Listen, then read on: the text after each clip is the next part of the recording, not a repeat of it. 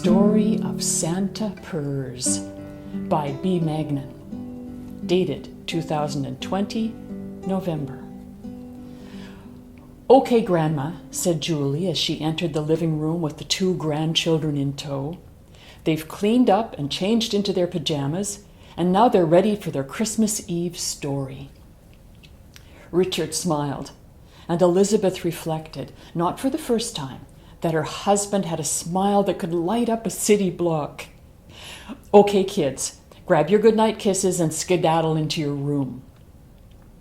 John Jr., quite the little man at 6 years old, led the way, allowing first his grandfather and then his mother and father to hug and kiss him.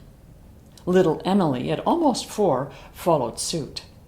As usual, Junior announced, "Okay, but I'm not sleepy."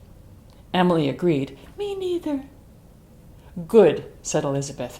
"That way you'll both stay awake right until the end of the story of Santa Purrs." "Yay!" they said in unison as they ran towards the bedroom, where they always stayed when they visited their grandparents.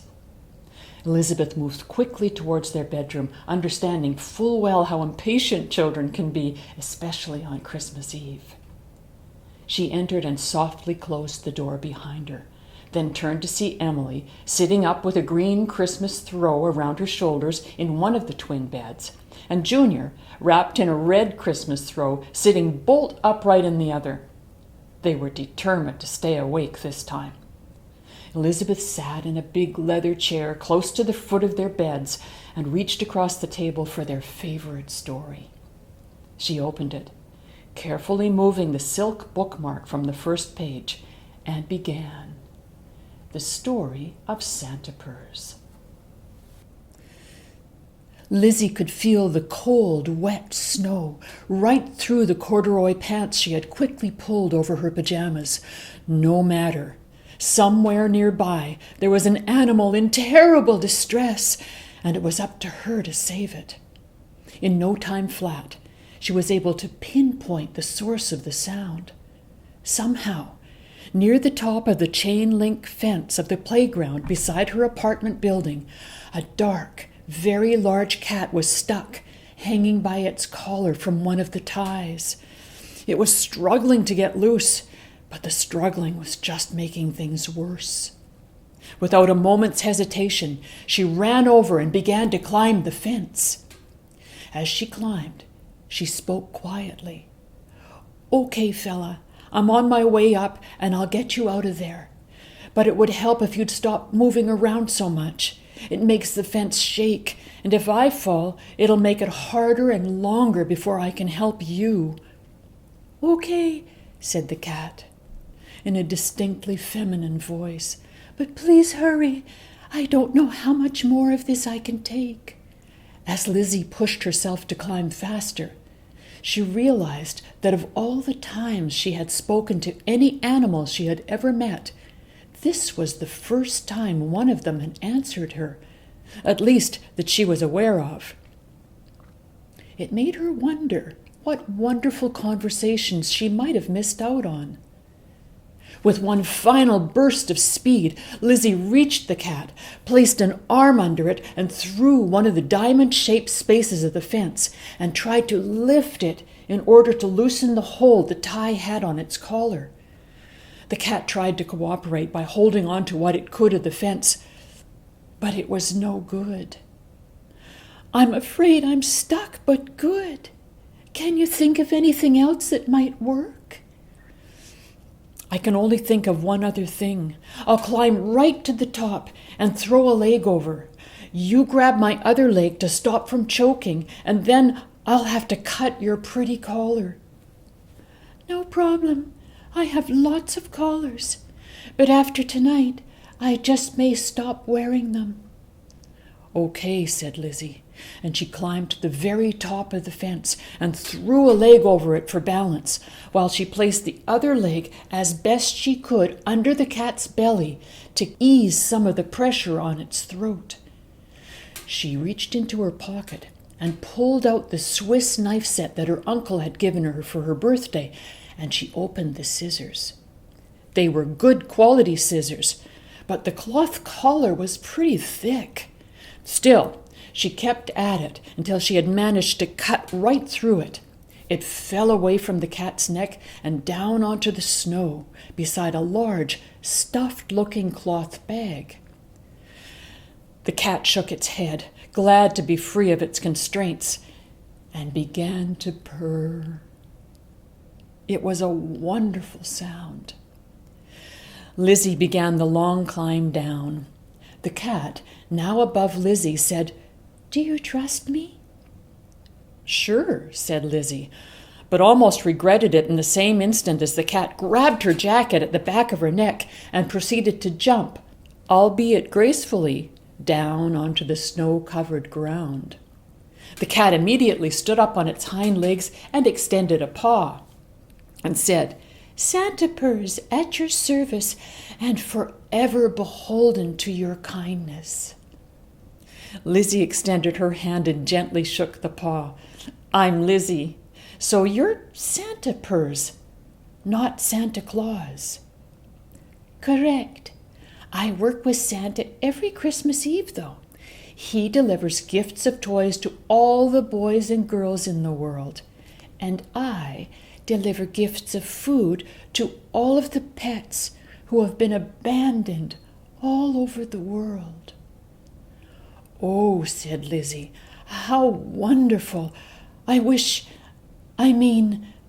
She stopped in mid-sentence and simply repeated, "That's really wonderful to be able to help animals in need." "I can tell you love animals, Lizzie. Is that what you want to do also? Feed the hungry ones?" The bright green eyes of Santa Purrs searched Lizzie's face, and she somehow had the feeling that the cat could see right into her deepest thoughts and wishes. "Actually, I want to be a veterinarian, but I can't. My dad said it would cost too much money, and besides which, girls can't be veterinarians, and my dad knows everything." "And he's certainly right about there not being any girl veterinarians," said Santa Purrs. "Of course, there are not boy veterinarians either. On the other hand, there are some truly fine women veterinarians, as well as men veterinarians, for whom I have the deepest respect." Lizzie felt as if a light had gone off in her head. She had never thought of it that way. "Well, still it would cost a lot of money, and like I said, my dad knows everything." "That's wonderful news," said Santa Purrs. "I'm so glad you have such a father. But there's one thing that neither he or anyone else can know, you know." "Like what?" said Lizzie. "Miracles. The magic in our hearts and minds that produce them.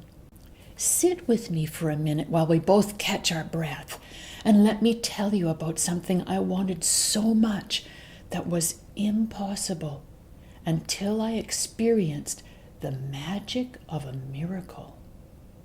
Lizzie looked where Santa Purrs had waved, but saw nothing to sit on except for the large bag. But before she could sit down on it, it had risen and stretched out to form a comfortable-looking bench for two. Lizzie sat down as directed, and Santa Purrs followed suit. With another wave of her paw, 2 mugs of steaming liquid appeared in midair before them, and Santa Purrs said, "It's just warm milk. As a cat mews, I don't drink chocolate milk, but it will warm you as I tell you the story of how I came to be known as Santa Purrs." Lizzie was happy to hold the warm mug in her rather cold hands, and even though warm milk was not her favorite drink, it tasted unusually good to her just then. Santa Purrs began. "It was long ago, in what I think of as my former life, that this began. You see, I was born into a family with humans. My mother had 4 kittens, and although the family of humans were pleased with my 2 brothers and sister, they didn't want me." Lizzie couldn't help interrupting. "Why not? It seemed unfair to her because I was black. There are a lot of superstitious people who believe that black cats bring bad luck. There is less of that superstition around now, but it still exists. They waited until I was weaned, and then they abandoned me.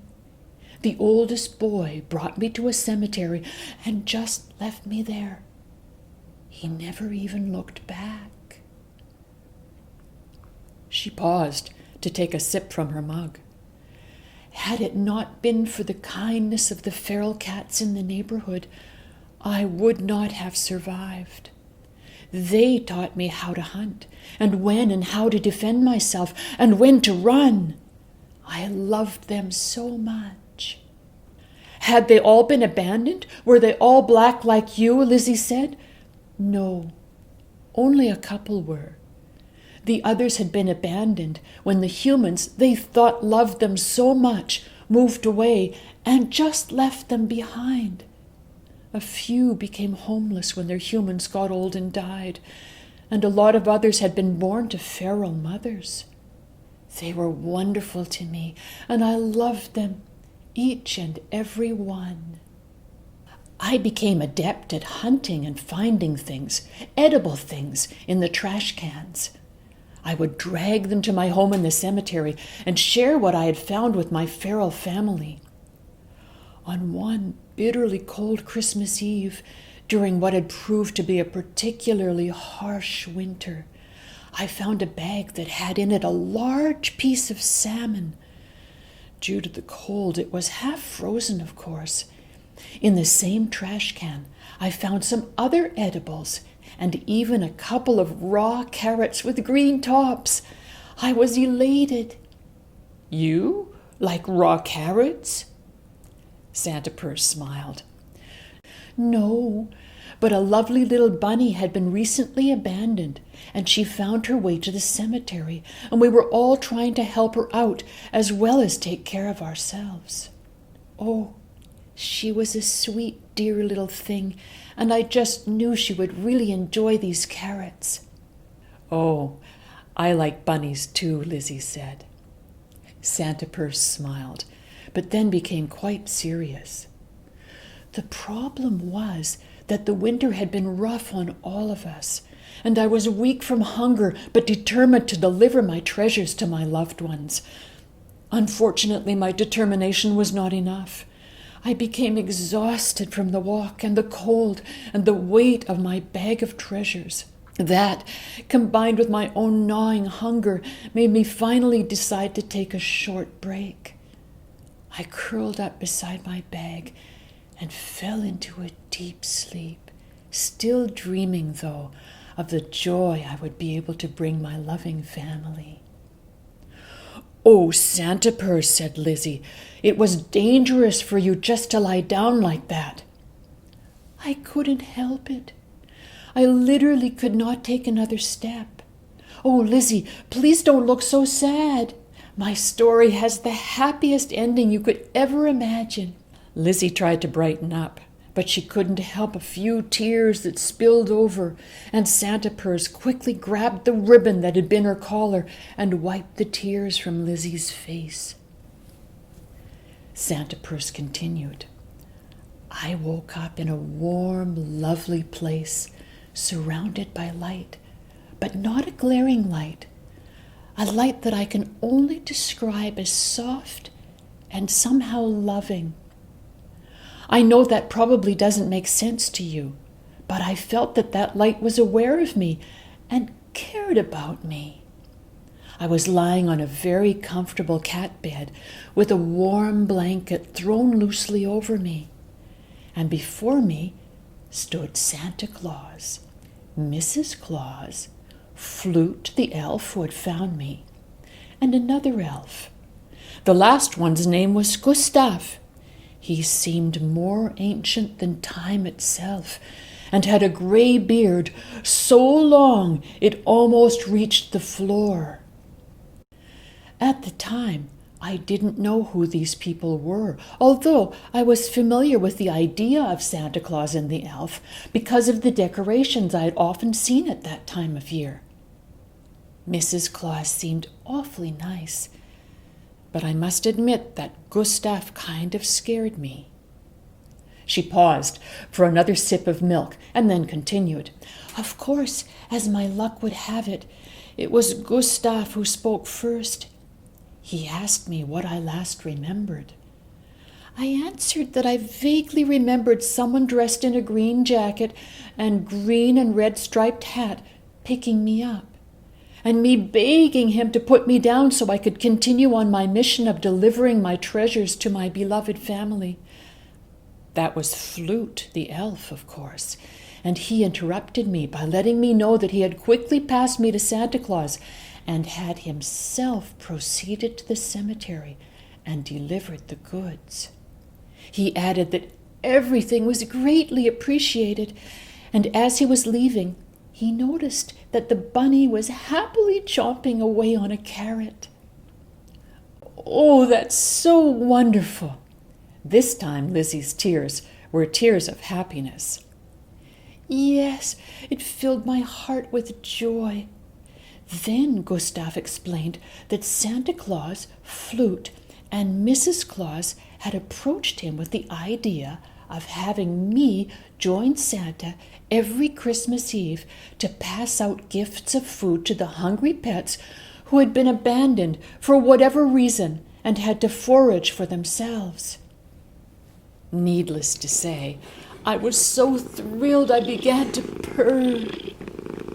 My purr is quite loud and very rich sounding, as I'm sure you've noticed. Lizzie smiled. Yes, it's really lovely.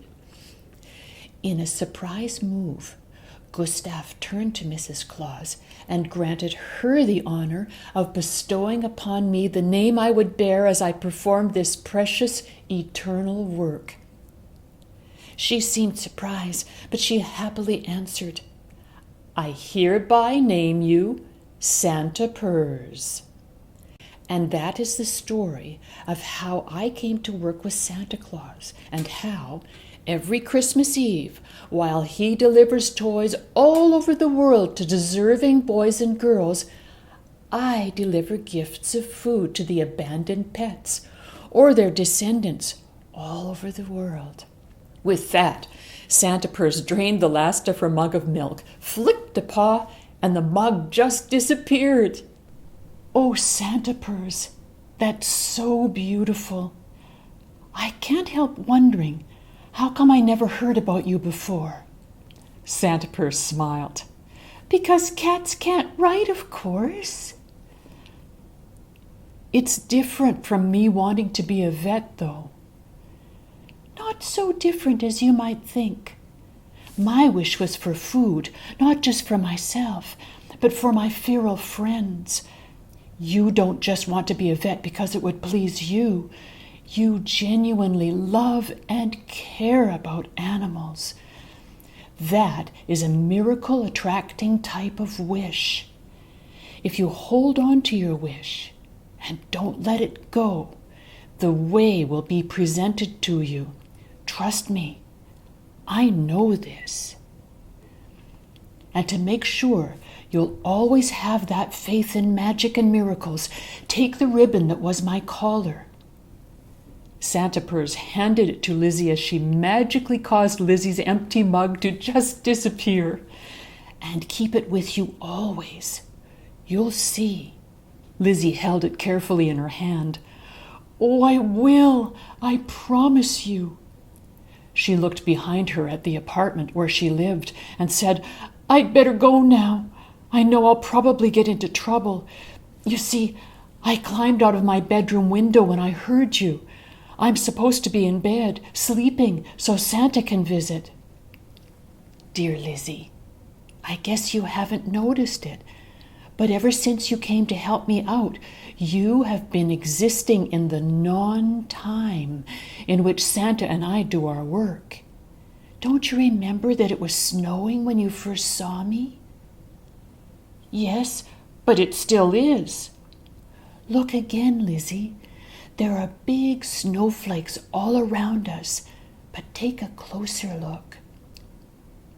Oh, wow, said Lizzie. Now, I'm going to play with time just a little here. I'm going to send you back into your bed, just as you were before you heard my cries for help." Lizzie said, "Oh no, please don't do that. I don't ever want to forget you or this night, even if it means I get into trouble." "I wouldn't do that to you. As long as you keep this ribbon with you, you'll always have the knowledge of the magic of a wish and the miracles that can make it come true." Santa Purse waved her paw, and Lizzie found herself back in bed, awakening to a glorious Christmas morning. Her mother popped her head into the room and said, "Good morning, sleepyhead. This is the first Christmas day you've ever slept in. Come on, up you get and see what Santa's brought you." Lizzie smiled and said, "Okay," as her mother left the room. She sat up and went to rub the sleep out of her eyes, then realized she was holding something in her hands. It was a ribbon with red and green stripes, and the memory of the night before flowed back into her mind, as well as the absolute certainty of the magic and the miracles that could make wishes come true. The end. Elizabeth carefully moved her bookmark back to the beginning of the story and looked over at her 2 grandchildren. They were both slightly slumped over and fallen asleep. She opened the bedroom door and motioned to her daughter to come and properly tuck them in. Richard got up from the couch where he had been sitting, enjoying the warmth of the fireplace, and motioned to Elizabeth to sit down while he poured her a glass of Christmas punch. As he rejoined her, he said, "I was just telling John about our good luck in being able to buy property next door so that we can expand the clinic." Her son-in-law said, "Luck? It's more like a miracle. That's a prime piece of real estate, and the owner's letting you 2 have it for almost half of what he could get on the open market." Richard smiled and said, "Miracles follow Elizabeth around like puppies, just clamoring for her attention.